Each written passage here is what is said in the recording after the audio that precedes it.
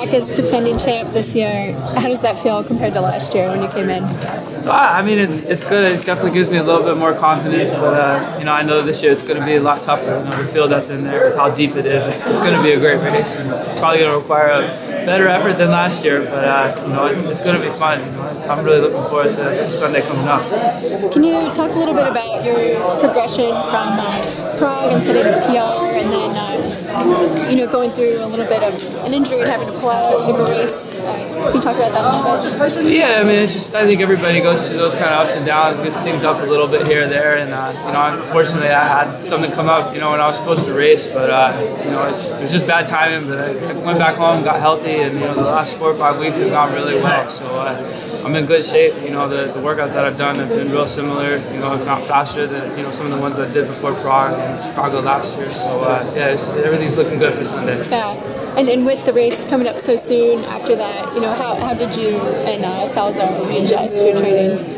I mean, we didn't really readjust too much. It was just a matter of, you know, I had to be smart and, you know, not kind of penny wise and pound foolish. Try to run a race just because it was on the schedule and, you know, I wanted to race. You know, I just had to make a smart decision, I think, and, you know, make sure that I didn't overdo anything and set myself back even further. And so I just came home and, yeah, I really didn't miss anything though. And I think there was maybe 2 workouts I didn't hit the times that I really wanted to. You know, you just have to take it easy sometimes. But that was it. And again, the last 4, 5, 6 weeks have gone really well. So. Yeah. What, you know, would you be happy just with the win this weekend? What happens if you PR? Yeah, what happens if you break the American record and get like 4th? How do you feel about you know, that? I mean, I think if it works out that, you know, I broke the American record, got 3rd or 4th, you know, obviously that's still a great accomplishment. I'll be really happy with that. But you know, my goal certainly is to win. You know, I would certainly take a win and a little bit of a slower time than to run quicker and get 2nd, 3rd, 4th, whatever it is. So you know, that's always my goal going in is to win. How close do you feel to that record, or capable do you feel with where your training is now and just what you've accomplished lately to get that? I mean, I definitely think it's a possibility. You know, I really think that my training has gone well. You know, again, it's a marathon's kind of a tricky event where you only get a couple times a year to run it, and so you really have to learn a lot from those and try to grow from each marathon you do. And so I feel real fortunate that, you know, I've had 6 now, I think, under my belt.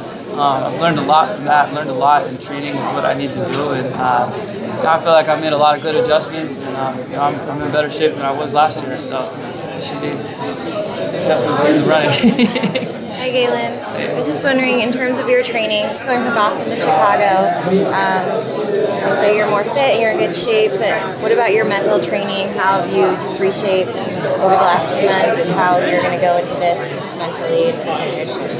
Yeah, I mean, I don't think the mental game really changes too much, you know, from any of these. You know, like I said earlier, it's really, mentally it's almost easier when you have rabbits, and it takes a lot of the guessing out. You know, you don't know. You go into a race where it could be fast or slow from the start. You really have to be prepared for everything, and, you know, do a lot of different things in training to be ready for that. But when you know it's going to be, you know, pretty quick from the start, good honest pace, it's much easier to prepare for that mentally than it is, you know, when you have all these different variables that go into it.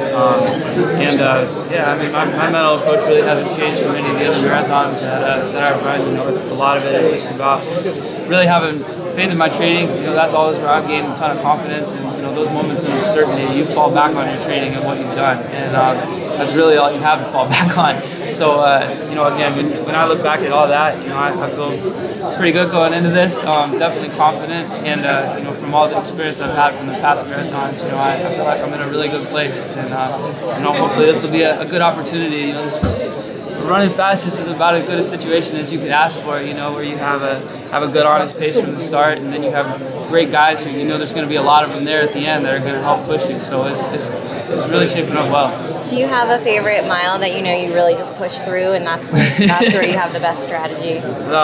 Favorite mile is probably when you finish. I mean, you got 1 mile to go. That's the best one. But yeah, no, I mean, it changes. You know, a lot of a marathon is about a feel thing. You know, it's not like you set a certain point, because so much can happen, you know, in the race and how it plays out. So you got to be flexible and be able to adjust on the fly.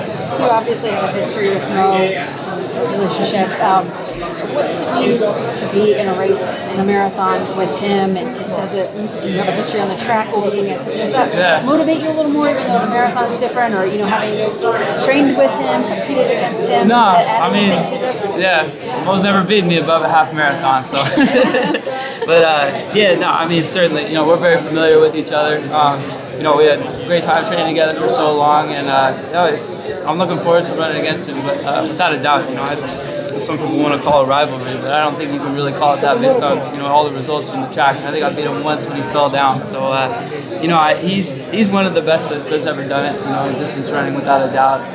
And you know, I know he's going to be tough, and he always brings his A game. You know, I think that's one of the things that makes him so special. Is he's even, you know, all these races he's run, he never probably feels good on all of them, and you know, he still always runs hard and fights all the way to the finish. So he's a competitor. When you look at the ascension of both of your careers and kind of the timelines of things, just, I don't know, do you feel like there's a special link there, just history-wise with you two, or I don't know, do you look at it that way at all? Not really, no. I haven't thought about it too much. Did you keep in touch since he left, or are you friendly still? Oh yeah, describe it? For sure, yeah. I mean, you know, I sent him a message after London. You know, I know he was probably a little disappointed to finish third because he's so used to winning, but I thought he ran a tremendous race. You know, that's a real brutal way to run a marathon. You know, the way he did that, and yeah, he sent me a message after I won in Prague saying great job. You know, doing well, happy for you, and so yeah, no, we're great. What was your impression of the world record? Oh, I was thrilled. You know, honestly, Ellie's a good friend of mine, and you know, I was really happy for him. You know, I think that's the only thing that he hasn't really accomplished, you know, in his career, was getting the world record. And he's been so close for so long, and you know, he's always like, is he gonna get it? And you know, I just think he's such a great ambassador. You know, world record holder, you kind of think like they're the ambassador for that event. He's an Olympic champion, and you really just couldn't ask for a better person. You know, that's so humble, so hardworking, and yeah, it just, I was real happy that he was able to get it in Berlin. Did you think he was going to do it, or were you surprised? No, I'm not surprised. No, I'm not surprised with anything that guy does. You know, he's obviously incredible. You know, what he did with breaking two and all that. You know, I certainly knew he was capable. And sometimes you just come down, you know, the marathon, getting a good day with good weather and you know, good pacemaking and all that. And yeah, he was on fire that day. So. Do you draw any inspiration from that race?